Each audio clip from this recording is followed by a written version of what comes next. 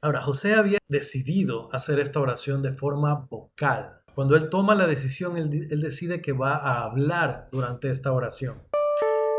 Y él cortaba árboles como parte del trabajo de la granja. Entonces un día encuentra un lugar donde podía estar solo, un lugar apartado dentro de la propiedad de su padre, un lugar donde él había estado, como les digo, cortando árboles, y él deja marcado este lugar. Aquí voy a venir. Al día siguiente, por la mañana, él va a ese sitio.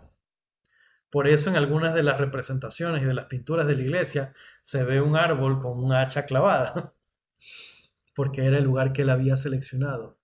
Ahora, en ese lugar, él primero se asegura de que está solo, porque quería tener un momento privado, y ahí es donde él empieza a elevar a Dios el deseo de su corazón, que en primer lugar era el perdón de sus pecados. Como les dije, él tenía esto, no solamente la duda de cuál sería la iglesia verdadera, sino que él tenía deseos de conocer cuál era su situación, su posición ante Dios.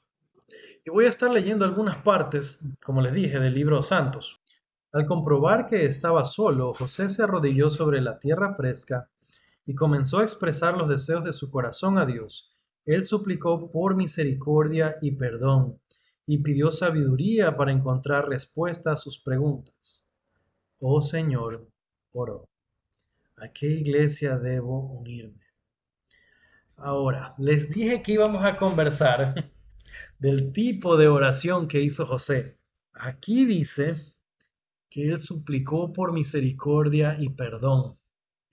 La actitud de él no fue prepotente, él no fue a exigir ni a demandar respuesta a sus inquietudes.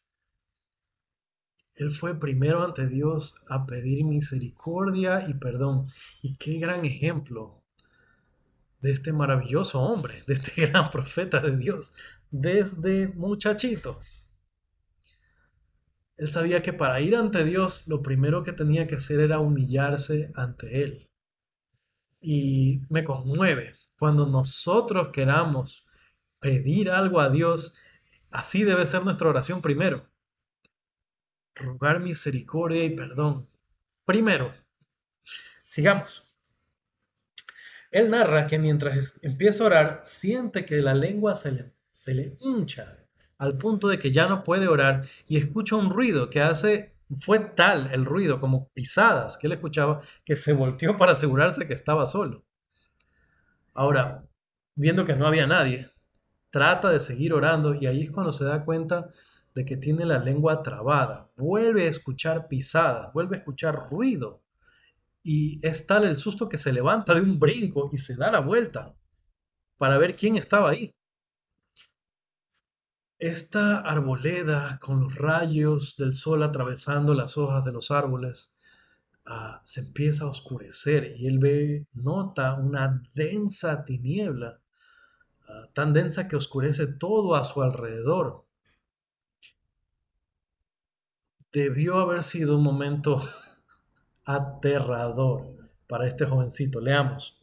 Intentó orar nuevamente, pero las pisadas se hicieron más fuertes, como si alguien viniera a prenderle. Se puso de pie de un salto y se dio la vuelta, mas no vio a nadie. Entonces un poder invisible se apoderó de él. Trató de volver a hablar, pero su lengua estaba trabada. Densas tinieblas se formaron a su alrededor hasta impedirle ver la luz del sol. Vinieron a su mente dudas e imágenes terribles que lo confundían e inquietaban. Sentía como si un ser terrible, real e intensamente poderoso quisiera destruirlo. Ahora, esto a mí me recuerda a sí mismo en la Perla de Gran Precio, el relato de Moisés, cuando Moisés tiene su primera gran visión. Satanás viene a pretender quitarle lo que él había ganado y asimismo brama con fuerza, viene un viento poderoso y se le muestra a Moisés, Satanás le muestra a Moisés la amargura del infierno. En esa ocasión, las escrituras narran, estoy hablándoles de la narración que está en Moisés capítulo 1, en la Perla de Gran Precio. En esa ocasión, Moisés se esfuerza por rogar ayuda a Dios para ser librado. Veamos lo que hace el joven José. Continúo leyendo en Santos. Esforzándose con todas sus fuerzas, José clamó a Dios una vez más. Su lengua fue desatada y suplicó a Dios que lo librara. Sin embargo, vio que se hundía en la desesperación, que era superado por una oscuridad insoportable y que estaba a punto de entregarse a la destrucción. Una vez más, ¿qué tipo de oración es la que hace José? Y nótense que él no vence esta oposición inmediatamente. Un joven bueno, limpio, puro, de buen corazón, humilde ante Dios, buscando sinceramente acercarse más a Él, buscando conocer su posición ante Él, pasó por todas estas cosas. Ahí es donde yo digo, porque nosotros a veces queremos que las cosas sean fáciles para nosotros. Aún, ¿por qué pensamos que recibir respuesta a nuestra oración debería ser fácil? Para Él no lo fue. Ojo, dice que se esforzó con todas sus fuerzas y que clamó a Dios, que su lengua fue desatada y que clamó a Dios que lo librara. Inmediatamente no es librado, sino que parecía que se iba a hundir en la desesperación y que era superado por una oscuridad insuperable. Y cuando leo estas cosas pienso, hay momentos en nuestra vida en los que nos sentimos así.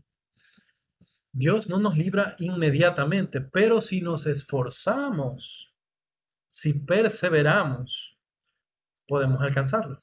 Veamos, con la ayuda de Dios, veamos.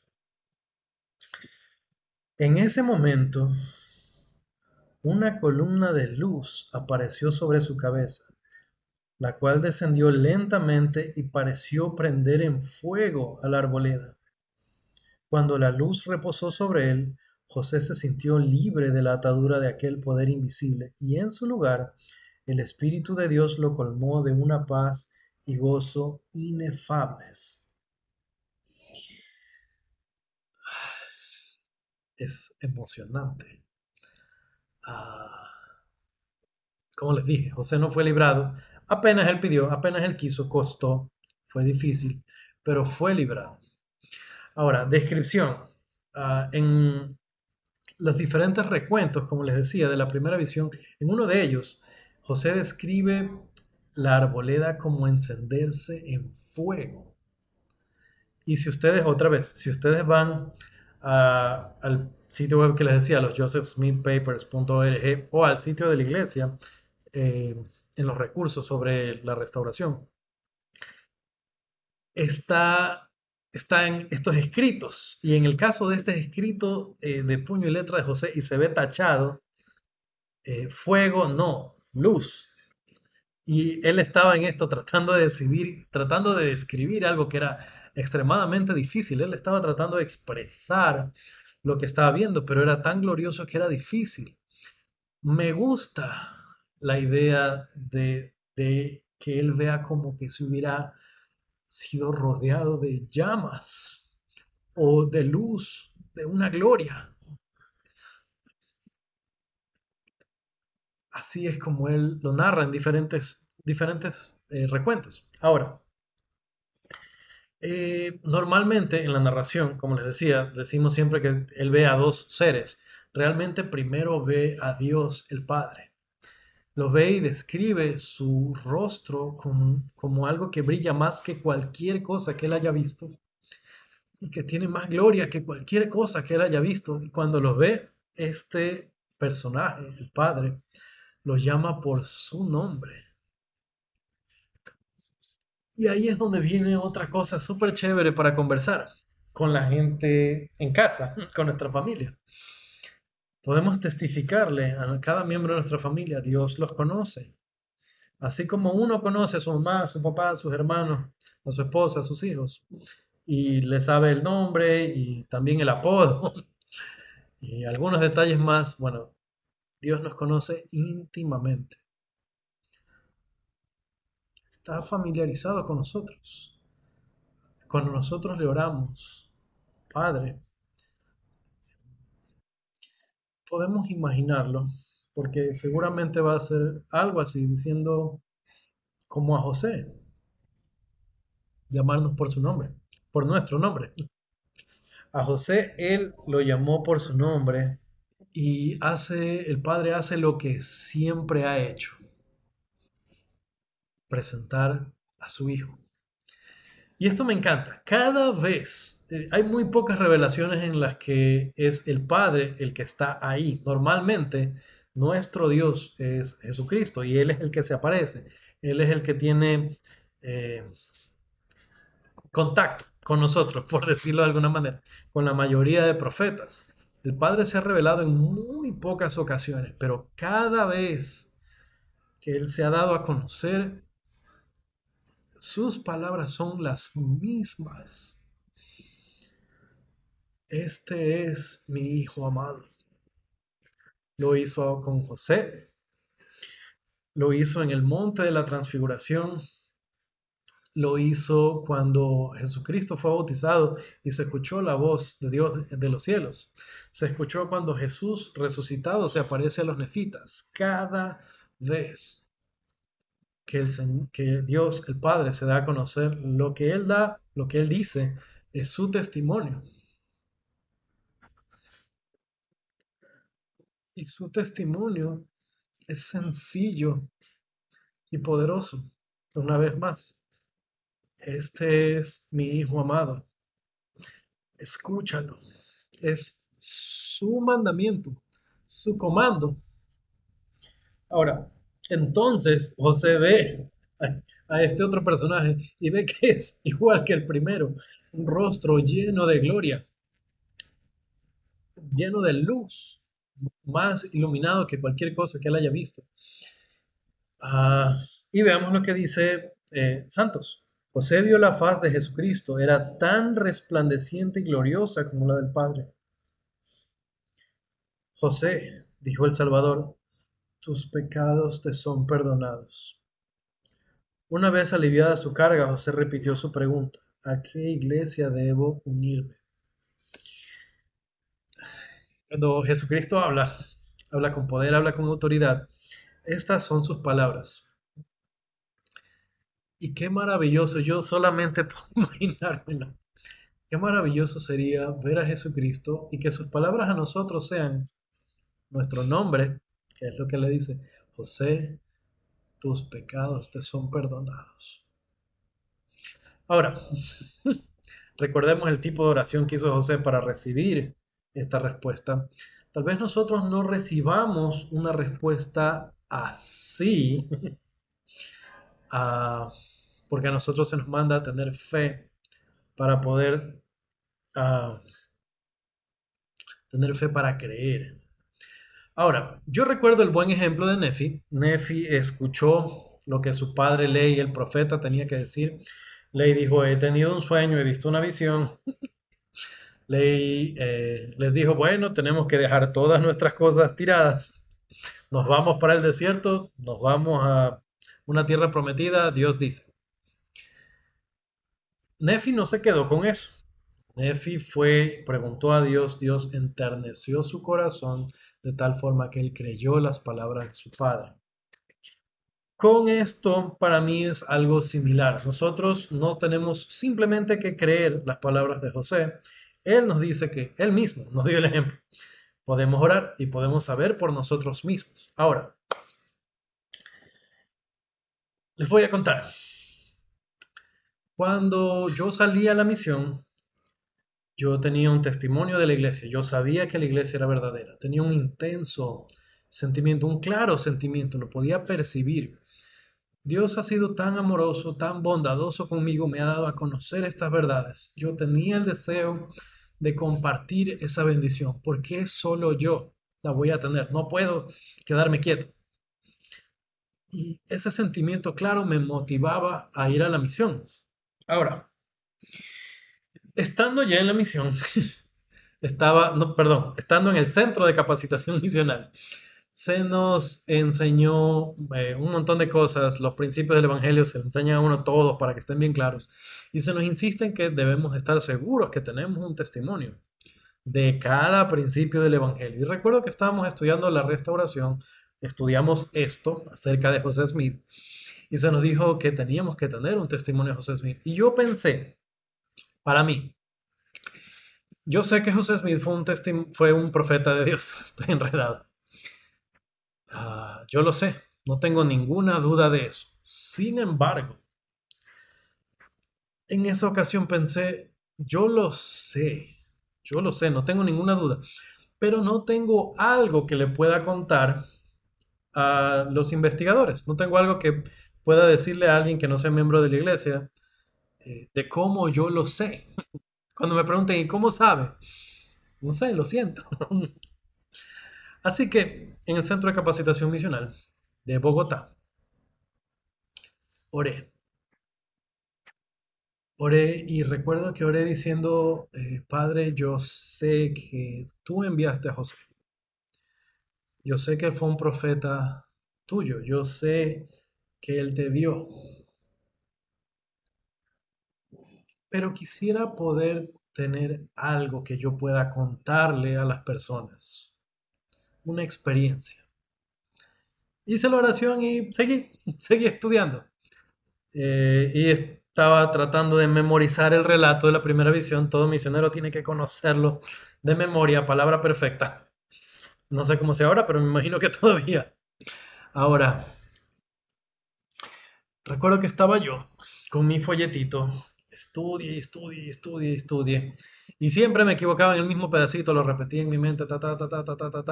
Me volví a equivocar, ¿cómo era? Cierto. Lo repetía, volví a ver, me volví a equivocar, cierto. En una de esas me fijé que en el lugar donde yo estaba estudiando, ahí en el centro de capacitación, había un cuadro de la primera visión.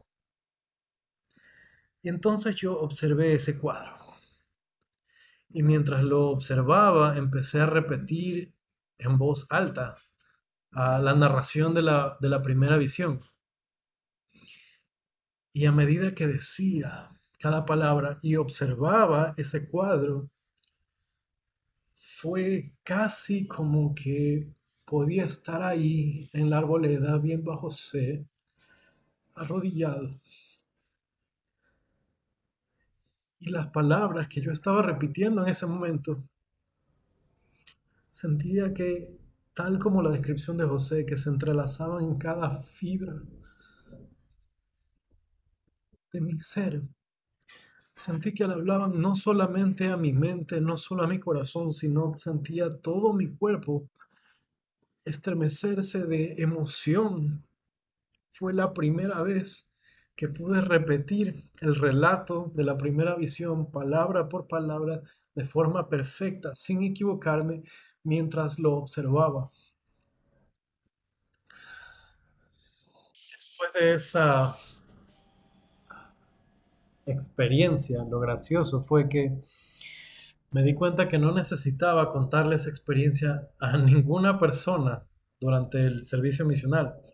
Bastaba con repetir las palabras. Bastaba con decir yo sé. Nunca nadie me preguntó cómo sabe. Nunca nadie me dijo y cómo usted lo llegó a saber. Ni siquiera tenía que explicarlo, solamente testificarlo. Y de eso, bueno, podemos aprender varias lecciones. Por ejemplo, cuando estamos en el domingo de ayuno y testimonio, no necesitamos contar una larga experiencia. Podemos tener experiencias, podemos tener muchas experiencias que nos ayudan a fortalecer nuestro testimonio. Y una buena pregunta para todos, para mí, para cada miembro de la familia, es ¿qué experiencias hemos tenido que nos ayudan, así como José, a saber? Ahora, cosas interesantes de esa narración, cuando terminó, Jesucristo le dijo, no hay ninguna iglesia que sea verdadera ahora, pero tú vas a ayudarme a restaurarla. Y algo interesante es que cuando la presencia de Dios se retiró y José estaba feliz y sin fuerzas, igual que Moisés, José estaba admirado viendo que no se había quemado la arboleda. Son detalles súper chéveres. Ahora, de esa experiencia hay muchas cosas que nosotros podemos aprender y reflexionar. Por ejemplo, Jesucristo le dijo a José durante esa revelación, hablando de las personas, Nadie hace lo bueno, se han apartado del Evangelio y no guardan mis mandamientos. Dice, le dijo que las verdades sagradas se habían perdido o corrompido, pero prometió revelar la plenitud de su Evangelio a él, José Smith, en el futuro. Otra cosa que enseñó el Salvador a José, le dijo, enseñan como doctrinas los mandamientos de los hombres, teniendo apariencia de piedad, mas negando el poder de ella. Ahora, ustedes lo saben, en estos videos a mí no me gusta hablar mal de la gente de afuera, sino aplicar, como nos enseñaron Nefi y su familia, las escrituras a nosotros mismos para nuestro provecho e instrucción. Y pregunta de concientización. ¿De qué manera podríamos nosotros ser como la gente de esa época que tenían apariencia de piedad, pero que la negaban la eficacia de ella? ¿De qué manera nosotros podríamos ser intolerantes o profesar ser miembros de la iglesia, pero no guardar los mandamientos?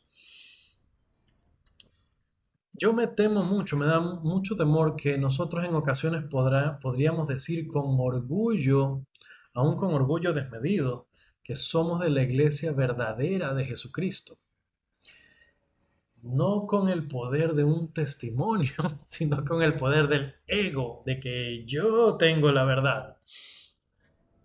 O en cierto sentido de que de alguna manera nosotros somos dueños de la verdad. No somos nosotros los dueños de la iglesia.